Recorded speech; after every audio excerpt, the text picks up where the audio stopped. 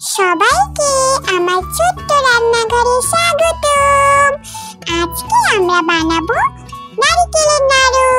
তাই প্রথমে আমাদের চুলায় দিয়ে দিতে হবে একটা পাতি, তারপরে দিয়ে দিলাম দুধ, তারপরে এতে দিলাম হচ্ছে গুড়। গুড় দেওয়ার পরে এটা একটু নেড়ে নিব, এরপর দিয়ে দিলাম নারকেল। তারপর এটা সুন্দরভাবে মিশিয়ে নিতে হবে। এই তো, এটা প্রায় রান্না হয়ে এসেছে, দেখো। এটা ভালোভাবে রান্না করে নিতে হবে। এই দেখো হয়ে এসেছে। এবার এটা আমি নামিয়ে নিলাম। এবার আমি নাড়ু বানাবো। দেখো কিভাবে বানাই। হাতে একটু ঘি নিব, নিয়ে এভাবে গোল গোল করে নাড়ু বানাবো। এটা কিন্তু খেতে খুব মজা হয়েছে, জানো। তোমরাও বাসায় বানিয়ে খাবে কিন্তু, ঠিক আছে?